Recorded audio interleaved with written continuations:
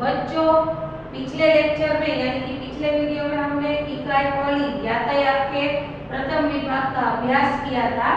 वहां पर हमने चित्रपाठ में पहले यातायात का जो चित्र है उसका अवलोकन किया था और उसके बारे में चर्चा की थी। आज इस वीडियो में हम इकाई पहली यातायात के दूसरे विभाग में यानी कि बाघ के चित्र का अवलोकन करेंगे। लेकिन बच्चों, इससे पहले हम पहले विभाग पे जो यातायात के बारे में चर्चा की थी उसको फिर से याद कर लेते हैं। मैंने आपको यातायात का अर्थ, यातायात के मार्ग और यातायात के साधनों के बारे में बहुत कुछ जानकारी दी थी। फिर से हम उसे याद करते हैं। यातायात का अर्थ होता है एक जगह से दूसरी जगह जाना, यानी कि हम यदि हमारे घर पर है और हमारे घर से हमें दूसरी जगह जाना होता है तो किसी न किसी साधन का हमें इस्तेमाल करना पड़ता है। पहले के जमाने की बात की थी मैंने कि जब यातायात के कोई भी साधन नहीं थे तब इंसान पैदल चलकर एक जगह से दूसरी जगह जाता था। फिर धीरे धीरे करके उन्होंने पशुओं का इस्तेमाल किया और बैलगाड़ी, ऊंट गाड़ी और टांगा, इन सारे साधनों को लेकर एक जगह से दूसरी जगह जाते थे। ठीक है। अब जैसे जैसे समय बीतता गया वैसे वैसे इंसानों ने नए नए साधनों का आविष्कार किया और धीरे धीरे करके यातायात के बहुत सारे साधन बन गए। पहले मैं बात करूं तो यातायात के 3 मार्ग हैं: सड़क मार्ग, हवाई मार्ग और जल मार्ग। जब अंग्रेज लोग हमारे देश में आए थे तब ज्यादातर जल मार्ग का इस्तेमाल होता था। कैसे? जैसे कि बहुत सारे माल सामान, मरी मसाले लेकर वो बोट के जरिए या तो स्टीमर के जरिए एक जगह से दूसरी जगह ले जाते थे, यानी कि जलयान के द्वारा जाते थे। धीरे धीरे कर फिर रेल मार्ग शुरू हुई और रेल मार्ग का आविष्कार हुआ। धीरे धीरे कर सड़क मार्ग पर बहुत सारे यातायात के साधनों का विकास हुआ। ज्यादातर सड़क मार्ग के यातायात के साधनों का ज्यादा इस्तेमाल होता है और सभी जगह जाने के लिए एक बहुत बड़ा मार्ग होता है। जैसे कि सड़क मार्ग पर देखें तो रेल मार्ग है, वो सबसे बड़ा मार्ग है।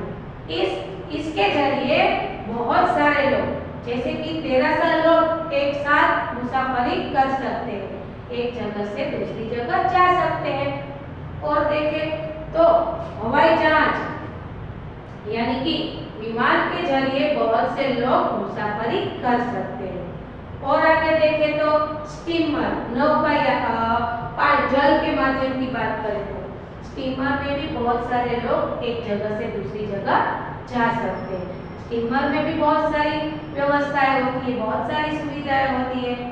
वहाँ पर हमें होटल जैसा अनुभव होता है और हम वहाँ पर रुक भी सकते हैं। ठीक है।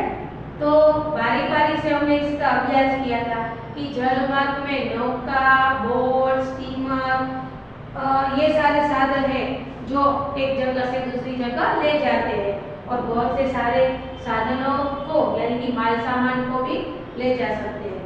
दूसरी बात करूं तो हवाई जहाज की बात की थी मैंने, हवाई मार्ग की। तो वहां पर हम विमान, हेलीकॉप्टर और मैंने बताया था कि फाइटर प्लेन का इस्तेमाल होता है, लेकिन वो ज्यादातर युद्ध के लिए होता है। तो हवाई मार्ग के जरिए हम विमान में बैठकर या तो हम जा सकते हैं और बहुत सारे सामान भी ले जा सकते हैं। और सड़क मार्ग की बात करें, अगर कुछ ही दूरी पर हमें जाना है तो हम साइकिल, मोटरसाइकिल, मोटर कार का इस्तेमाल कर सकते हैं। कई बार ऐसा भी होता है कि हम अपनी खुद की मोटर कार हो तो एक जगह से दूसरी जगह पर भी चाहे वो कितना ही लंबा क्यों अंतर ना हो हम जा सकते हैं। तो बच्चों, ये हुआ यातायात के साधन मार्ग की चर्चा। मैंने बताया था कि यदि हमें ट्रेन के जरिए, विमान के जरिए और रेल के जरिए जाना है तो हमें टिकट खरीदना पड़ेगा। मैंने आपको टिकट का पूरा ब्यौरा भी बताया था कि टिकट में क्या होता है। तो टिकट में टिकट का जो खर्च लिखा होता है, फिर कहाँ से कहाँ तक जाने वाली है वो सारा एड्रेस लिखा होता है, फिर कितने मानो कि एक गांव से दूसरे गांव जाना है तो इन दोनों गांव के बीच कितना अंतर है यह भी स्पष्ट रूप से लिखा होता है। फिर टोल टैक्स का भी खर्च उसमें लिखा होता है। यदि हम टिकट खरीदते हैं तो उस टिकट में टोल टैक्स ऑलरेडी ऐड हो जाता है, वो भी टिकट में दर्शाया होता है। और प्लेटफॉर्म, बस स्टेशन, ये सारी जगह पर बहुत सारी सुविधाएं भी होती है। अब हम दूसरे चित्र की ओर आगे बढ़ते हैं। बच्चों, आपको यहाँ पर एक दूसरा चित्र दिखाई दे रहा होगा, क्या आप बता सकते हैं ये किस चीज का चित्र है? मैं ही बता देती हूँ। बच्चों, आप देख सकते हैं कि यह एक बाग का चित्र है। यदि इसका अवलोकन किया जाए तो आप क्या बता सकते हैं? तो आप बता सकते हैं कि यह एक बाग का चित्र है। बाग में एक बहुत बड़ा द्वार है जिसके जरिए हम अंदर जा सकते हैं। फिर वहां पर बैठने की सुविधाएं हैं। और आगे देखें तो यहाँ पर एक कुएं जैसा चित्र बना हुआ है, दिखाई दे रहा होगा। आप यदि आपकी पुस्तक साथ में लेकर बैठे होंगे तो उसमें भी आपको दिखाई देगा। फिर यहाँ पर एक चकडोल भी है जिसमें बैठकर बच्चे घूम सकते हैं, ठीक है। और आगे देखें तो यहाँ पर एक स्टेच्यू जैसा पिक्चर है जो एक मछली का पिक्चर है, जो देखने में बहुत आकर्षित लगता है। और आगे देखें तो यहाँ पर आपको ये चित्र दिखाई देगा, दिखाई दे रहा है। यस, इसमें बैठकर आप सभी को बहुत अच्छा लगता होगा, है ना? ओके। फिर फिसलन पट्टी होती है, झूला होता है, फिर बाद में बहुत सारी मिट्टी होती है, बहुत सारे पौधे होते हैं, ठीक है ना। मिट्टी कैसी होती है? क्योंकि और हरी हरी घास भी होती है जिस पर हम बिछोना बिछोकर बैठ भी सकते हैं, ठीक है।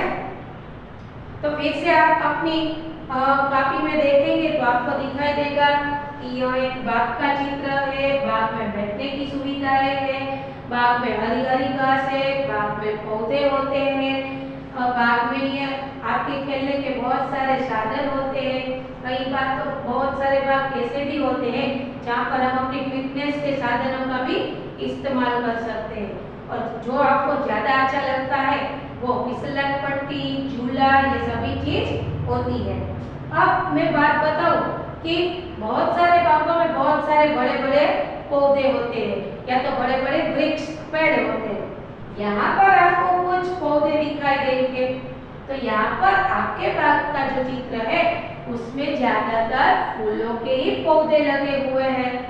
यदि आप देखेंगे तो यहाँ पर गुलाब, फिर मोगरा, चंपा, गुलहड़, फिर ये सारे फूलों के चित्र आपको दिखाई देंगे, फूलों के पौधे दिखाई देंगे।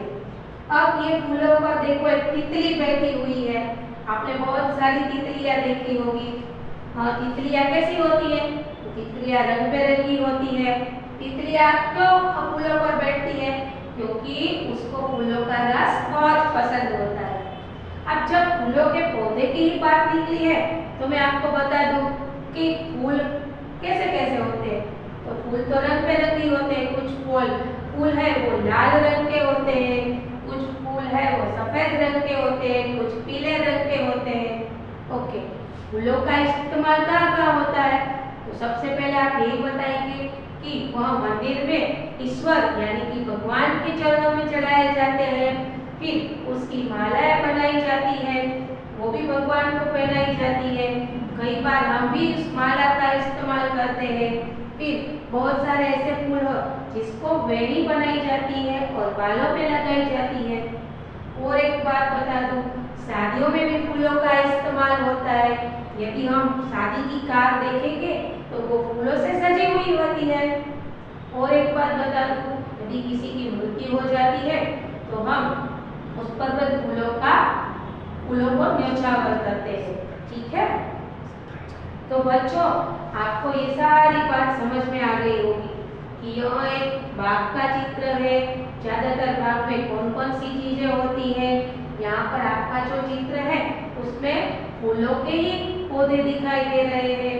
बाग में बहुत सारी ऐसी भी चीज होती है जहाँ पर बैठना हमें बहुत अच्छा लगता है, ठीक है ना। और वहाँ पर हमें खेलना भी बहुत अच्छा लगता है। और एक बात बता दूं कि जो ये फूलों के पौधे हैं उसमें से इत्र भी बनता है, उसकी खुशबू बहुत अच्छी होती है, ठीक है। तो मैं यहाँ पर अपना ये जो लेक्चर है वो समाप्त करती हूँ, पर उससे पहले मैं आपको कुछ बताना चाहती हूँ। जब ये वीडियो खत्म हो जाएगा फिर आपको एक वर्कशीट दी जाएगी।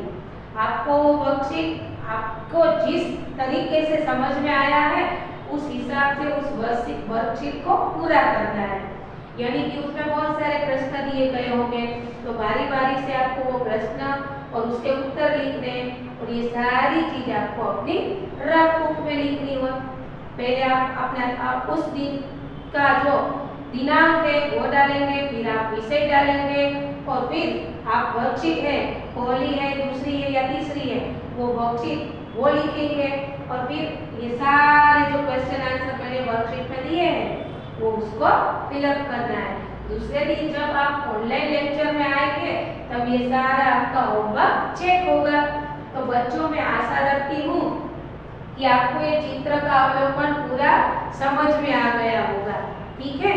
और यहाँ पर मैं अपना ये तार से वो खत्म करती हूँ। धन्यवाद।